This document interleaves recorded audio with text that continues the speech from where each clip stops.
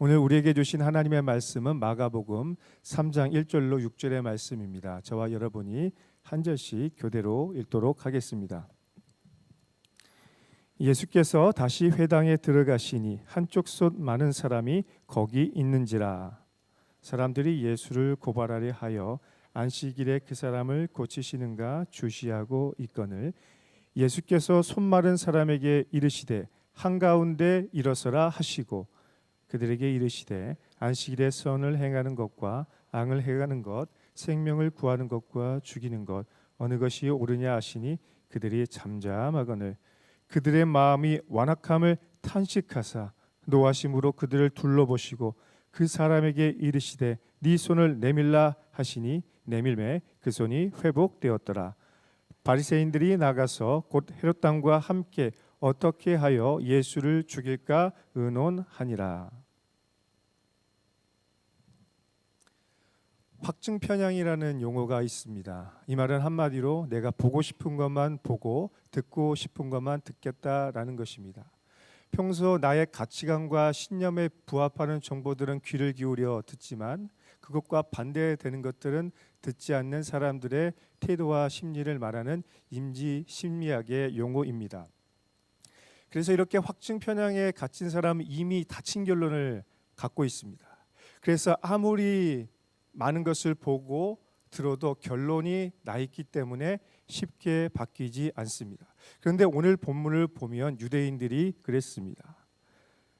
어제 살펴본 것처럼 밀밭에서 시작된 안식일 논쟁은 아직 끝나지 않았습니다. 예수님은 인자가 안식일의 주인이시며 안식일이 사람을 위해서 있는 것이지 사람이 안식일을 위해서 있는 것이 아니다라고 분명하게 가르쳐 주셨습니다. 하지만 여전히 유대인들은 이 안식일에 대한 확증 편향에 빠져 있습니다. 자신들의 가치와 신념을 굽히지 않았던 것이죠. 여전히 보고 싶은 대로 보고 해석하고 있는 것입니다. 예수님은 이들의 굳은 신념을 깨트려 주기 위해서 특별한 행동을 하기 시작합니다. 1절과 2절의 말씀을 같이 보겠습니다. 예수께서 다시 회당에 들어가시니 한쪽 손 마른 사람이 거기 있는지라. 사람들이 예수를 고발하려 하여 안식일에 그 사람을 고치시는가 주시하고 있거늘. 예수님은 오늘 안식일에 다시 회당에 들어가셨다라고 말씀하고 있습니다. 유대인 남성이 안식일 회당에 들어가는 것은 당연한 일인 것이죠. 하지만 오늘 예수님은 아주 특별한 의도와 목적을 가지고 다시 안식일 회당에 들어가신 것입니다. 예수님은 회당에서 질병 때문에 고통당하고 있는 한 사람에게 시선을 두고 주목하기 시작했습니다. 바로 한쪽 손 마른 사람인 것입니다. 한쪽 손이 말랐다라는 것은 이 혈액순환이 너무나 안 돼가지고 피부 자체가 말라 비틀어져 버린 그런 질병을 의미하는 것입니다.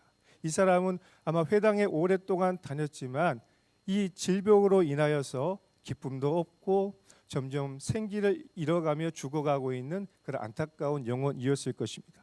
예수님은 바로 이 사람을 주목했습니다.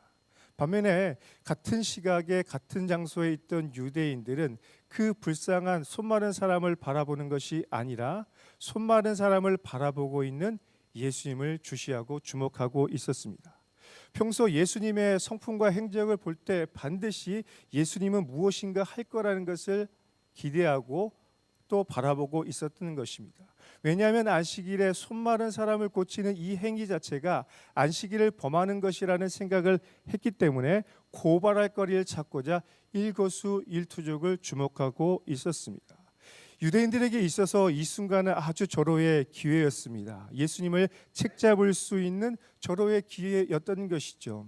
금식 논쟁, 1차 안식일 논쟁에서 처참하게 패배했기 때문에 유대인들, 이 바리새인들은 아주 도끼가 올라와 있었을 것입니다. 어떻게든 예수님을 이기고 싶었는데 오늘 너무나 좋은 기회가 온 것입니다. 안식일, 그것도 회당, 자신들의 홈그라운드에서 예수님께서 현행범으로 안식일에 죄를 범하는 것들을 포착할 수 있다면 예수님을 잡을 수 있는 절호의 기회인 것이죠. 그런데 예수님은 이들의 악한 의도를 아시는지 모르는지 그들의 기대에 부응하여 이 한쪽 손 마른 사람을 치유하려고 하고 있습니다. 여러분, 그런데 예수님이 그것을 모르셨을까요? 예수님은 이 사실을 다 알고 있었지만 아랑곳하지 않고 한쪽 손 마른 사람을 정중앙에 일으켜 세우기 시작합니다. 왜냐하면 예수님은 오히려 그들의 악한 의도를 역이용하기 위해서 사람들의 관심과 초점을 하나로 모으기 시작한 것입니다. 유대인들의 초점은 예수님을 고발하는 것에 그 중심이 있었지만 예수님의 초점과 시선은 어디에 있었습니까? 이 불쌍한 한 사람을 치유하고 회복하는 데 마음의 중심이 있었기 때문입니다. 유대인들은 예수님을 고발하기 위한 검사의 눈으로 바라보았지만 예수님은 이 안타까운 영혼을 치유하고 싶은 하나님 아버지의 마음과 시선으로 바라보았고 상처 입은 치유자의 시선으로 바라보았기 때문에 이 사람을 주목하고 본 것입니다. 우리 3절의 말씀을 같이 읽겠습니다. 예수께서 손 마른 사람에게 이르시되 한가운데 일어서라 하시고. 저는 말씀을 묵상하면서 사실 이 예수님의 행동이 이해가 안 됐습니다. 싸움에서 이기려면 어떻게 해야 됩니까? 반드시 자기가 유리한 고지에서 싸움을 해야 합니다. 적을 유인해서라도 내가 유리한 고지, 위치 선정을 잘 해야 싸움에서 이길 수 있는 것입니다. 그런데 예수님은 오히려 적진의 한가운데에 들어가서 모든 사람이 도끼를 품고 고발하려고 쳐다보고 있는 그 순간에 그 장소에서 정면 돌파를 하고 있습니다. 정면 돌파를 시도하시는 예수님의 용기는 감탄할 만하지만 전략적인 일부 후퇴를 하면 어떨까 하는 그런 생각도 해보았습니다. 여러분, 우리가 살다 보면 정면 돌파를 해야 될 때가 있고 우회할 때가 있습니다. 그런데 대부분 우리는 어떻습니까? 정면 돌파하기보다는 우회하고 타협하는 길을 선택할 때가 더 많습니다. 하지만 예수님은 문제를 회피하지 않고 오늘 정면 돌파를 시도하고 있습니다. 왜냐하면 예수님은 한 영혼을 위해서 미움받을 용기를 가진 분이기 때문입니다. 예수님은 이 한 영혼의 치유를 위해서라면, 우리를 죄와 사망에서 구원하시기 위해서라면 온 세상의 미움을 받을 용기를 가지신 분이기 때문입니다. 온 세상이 우리를 미워할지라도, 온 세상이 우리를 정죄하고 고발할지라도 이 한 사람을 치유할 수 있다면, 우리를 구원할 수 있다면 세상 모두의 미움을 받겠다고 생각하신 분이기 때문입니다. 그래서 예수님께서는 정면 돌파하고 있는 것입니다. 예수님은 이 정면 돌파를 통해서 안식일의 근본적인 목적을 가르쳐 주고 있습니다. 영적인 이 안식일에 대한 확증 편향에 빠져서 안식일의 제도 자체에 집중하고 저 불쌍한 영혼을 치유해 주는 것조차도 감당하지 못하는, 수용하지 못하는 유대인들에게 안식일의 근본 목적과 의미를 분명하게 이야기하고 있는 것입니다. 그런데 사실 우리가 이렇게 한편 뒤로 물러서서 이 장면을 바라보면 이 유대인들과 그리고 바리새인들의 논리가 어느 정도 이해는 됩니다. 여러분, 이렇게 한번 생각해 볼까요? 손 마른 환자는 응급 환자로 분류되지 않습니다. 아마 질병이 오래됐겠죠. 그런데 굳이 안식일에 치유해야 할까? 잠시 기다렸다가 월요일 날, 주일 날, 다음 날에 치유하면 안 될까? 예수님의 성격이 너무 급한 거 아니야? 굳이 안식일에 응급 환자도 아닌 저 환자를 치유하는 거 왜 안식일의 법을 범하면서까지 하는 거지라고 생각할 수 있죠. 저는 이렇게 유대인들이 그렇게 생각할 수도 있겠다라는 넓은 마음으로 한번 해량해 보았습니다. 하지만 예수님은 왜 그러셨을까요? 왜냐하면 그곳에 진짜 응급 환자가 있었기 때문입니다. 진짜 응급 환자는 무엇입니까? 손 마른 환자가 아니라 오랫동안 이 손 마른 아픔 때문에 회당에서도 기쁨을 누리지 못하고 이 육체적인 불편 때문에 영혼이 죽어가고 있는 그를 바라보면서도 긍휼히 여기지 못하는 완악한 마음을 가진 그 유대인들이 응급 환자라는 것입니다. 예수님께서 오늘 응급 환자 이 손 마른 자를 이렇게 세우셔서 굳이 안식일에 치유하고 있는 것은 진짜 응급 환자가 회당 안에 있다는 것들을 보여주고 있는 것입니다. 표면적인 환자는 손 마른 환자이지만 영적인 응급 환자는 마음이 완악하고 굳어버린 유대인 너희들이라는 것을 드러내고 있는 것입니다. 여러분, 누가 진짜 응급 환자이죠? 하나님의 말씀을 배우고 하나님의 말씀으로 은혜를 받는 그 회당에서조차 하나님의 사랑으로 이웃을 사랑하지 못하는 완악한 마음을 가진 유대인과 바리새인들이 진짜 응급한 환자인 것입니다. 사랑하는 여러분, 때로는 우리도 확증 편향에 빠져서 내가 보고 싶은 것만 보고 듣고 싶은 것만 듣고 이미 결론을 내리고 사람들을 만날 때가 많습니다. 하지만 진짜 문제는 무엇입니까? 보이는 것이 아니라 보이지 않는 것이 더 문제일 수 있습니다. 우리의 표면적인 손마른 질병이 아니라 사실 우리 혈관 속에서 우리의 보이지 않는 혈관과 오장 육부 속에서 일어나고 있는 질병이 진짜 위급한 질병일 수가 있는 것입니다.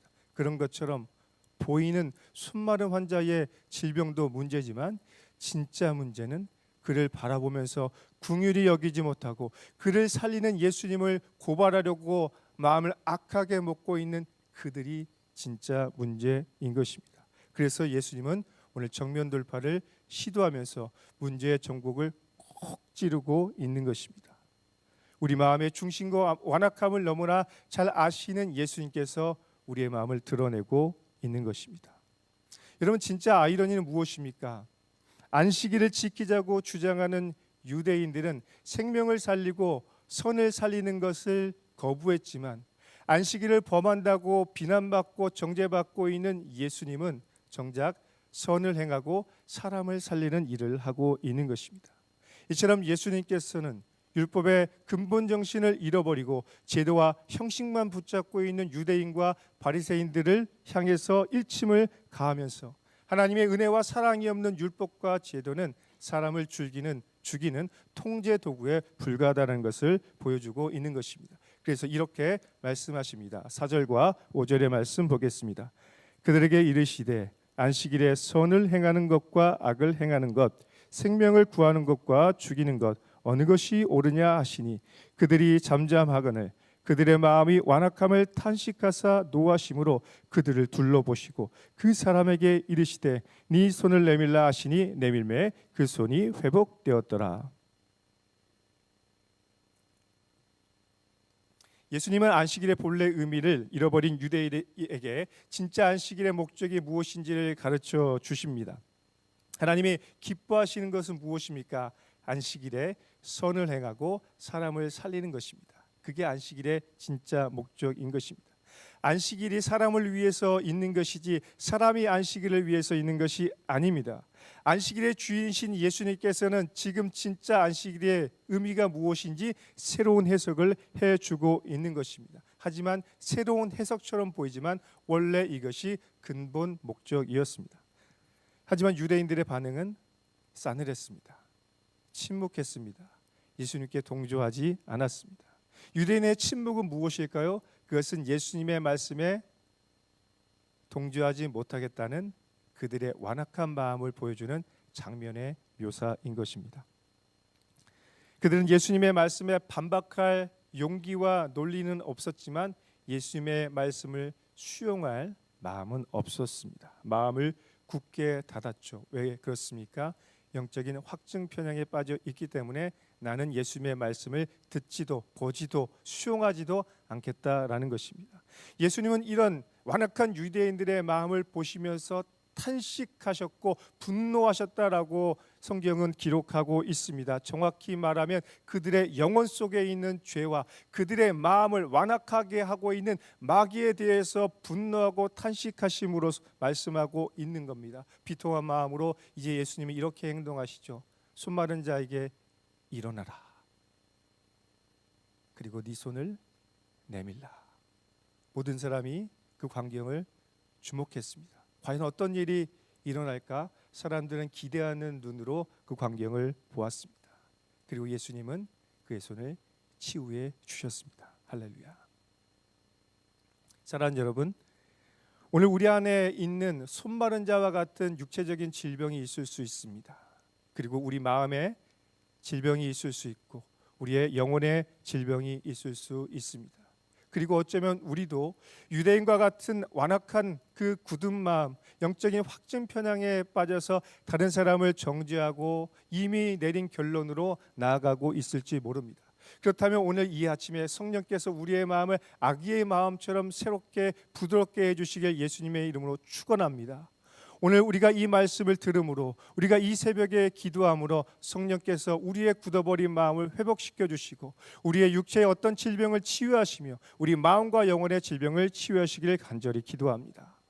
그래서 우리가 날마다 예수님의 말씀에 응답하고 아멘으로 응답하고 회개하며 거룩한 도전과 변화가 일어나기를 원합니다. 진짜 안식일의 의미와 목적답게 살아갈 뿐만 아니라 성경에 기록한 하나님의 말씀의 의도대로 살아가길 원합니다. 하나님을 사랑하고 내 이웃을 사랑하는 그 율법의 근본 정신에 따라서 살아가는 우리가 되기를 원합니다. 그것이 진짜 창조주 안에서 안식을 누리는 비결이기 때문입니다. 하지만 안타깝게도 유대인들은 여전히 싸늘한 반응으로 우리의 기대와 다른 방향으로 나아가고 있습니다. 바로 악인들의 연합작전입니다. 6절의 말씀 함께 보겠습니다. 바리새인들이 나가서 곧 헤롯 당과 함께 어떻게 하여 예수를 죽일까 의논하니라. 어떻게 하여 예수를 죽일까 의논하니라. 사람들은 선한 데는 굉장히 느리지만 악한 데는 굉장히 빠르게 연합합니다. 그것이 나의 유익과 직결될 때는 어떻습니까? 평소 나의 가치와 신념도 내려놓을 수 있습니다. 평소 친하지 않던 사람과도 손을 잡고 평소 라이벌 관계였던 비즈니스 파트너와도 함께 연합할 수 있는 것이 우리의 마음입니다. 나의 적도 때로는 나의 동지가 되는 것이 바로 우리의 연약하고 악한 마음이지 않습니까? 오늘 본문에 나타난 바리새인과 헤롯 당이 그랬습니다. 여러분, 사실 바리새인과 헤롯 당은 평소에 물과 기름의 관계여서 서로 절대로 섞일 수가 없는 관계였습니다. 경건한 바리새인과 세속적 정치 세력인 헤롯 당이 섞이는 것, 그거 있을 수가 없는 일입니다. 바리새인도 싫어했고 헤롯 당도 싫어했습니다. 그런데 오늘 말씀을 보니까 그들이 하나가 되었습니다. 하나가 되었는데 얼마나 죽이 척척 맞는지, 우리가 이렇게 영혼의 소울메이트였나라고 생각할 만큼 완전히 하나 되었습니다. 무엇에 하나 되었습니까? 예수를 어떻게 죽일까 의논하는데 한 마음과 한 뜻이 된 것입니다. 바리새인들은 예수님으로 인하여서 평소에 자신들이 받고 있던 존경과 사랑을 빼앗겼습니다. 사람들이 자신들의 가르침보다는 예수님의 새 교훈에 귀를 기울이고 열광하고 예수님의 말씀을 더 사랑하는 것을 보니까 그것이 너무나 싫었을 것입니다. 헤롯 당은 왜 그랬을까요? 헤롯 당은 아마 이렇게 생각했을 것입니다. 사람들이 점점 더 예수를 메시아로 생각해서 민심이 그쪽으로 향하고 있다.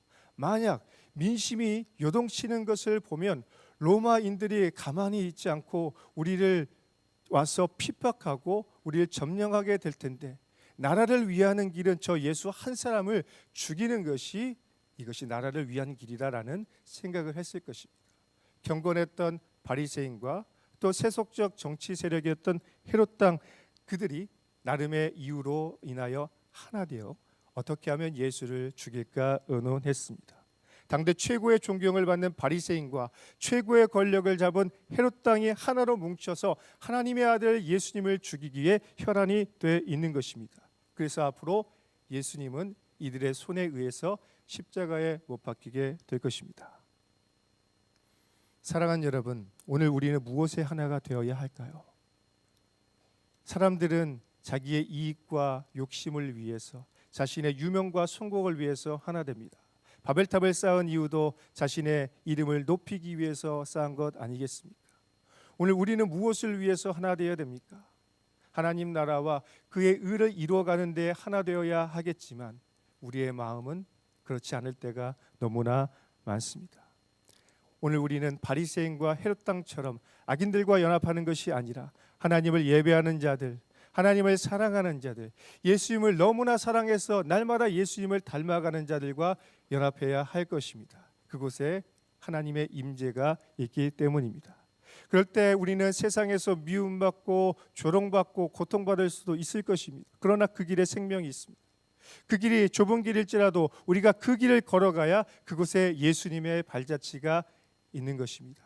오늘 우리 모두가 악인들과 연합하며 악인들을 부러워하는 인생이 아니라 우리의 깊은 고질적인 질병까지라도 드러내게 하시고 치유하게 하시는 상처 입은 치유자 예수님을 따라가는 삶을 살아가야 할 것입니다.